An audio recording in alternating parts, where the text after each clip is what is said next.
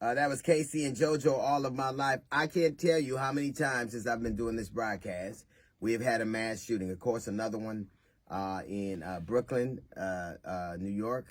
As many as 10 people shot. A gunman with a high-capacity magazine goes on the train and wreaks havoc. He is, to date, at the time of this broadcast, still at large. And he I guess what happened was a gun jam.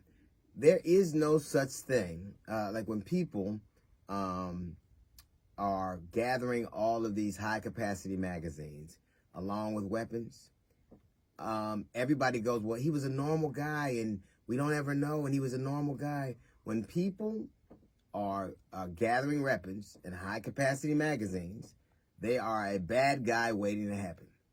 They're a bad guy waiting to happen. Nobody warehouses guns and ammunition like that unless they're planning to do something or praying for something or being prepared for something. Now, that's sometimes they're going to get mad at work, a jilted lover, a race war, but whatever they're gathering these weapons for, they are gathering them for a purpose. They want to be ready for something.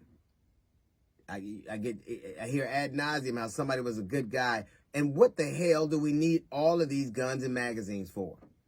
We are a very violent, drugged-out country who doesn't seem to have a thirst. Our bloodlust cannot be served. And no matter what happens, we get angry about the fact that somebody wants the Constitution.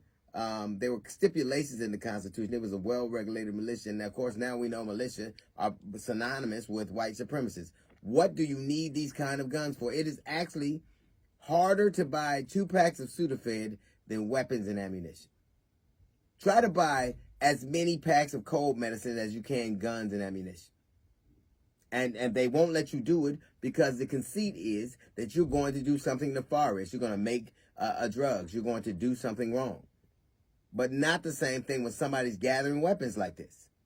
We're making it easier and easier and easier. And let's be clear, the people who are most likely to get killed by those weapons are somebody intimately associated with the owner. That's just true.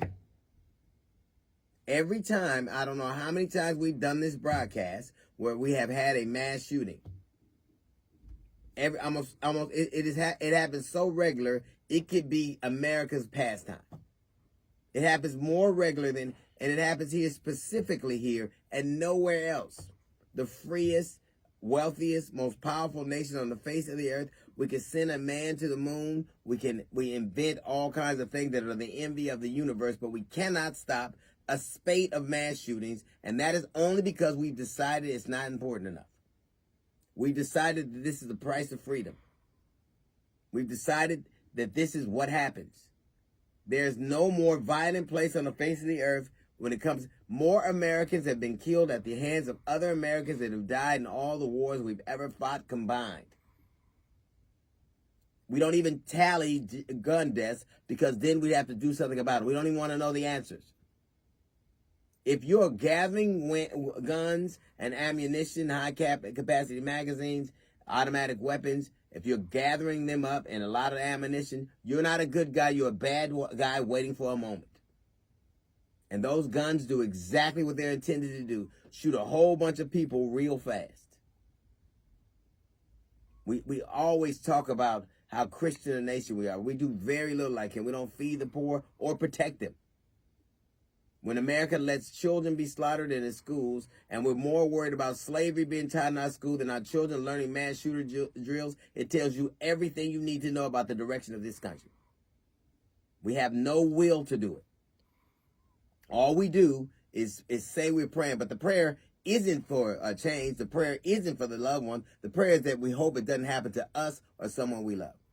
That's a little note from the GED section. We got the Jazz Report coming up in 15 minutes. It's the DLHughley Show.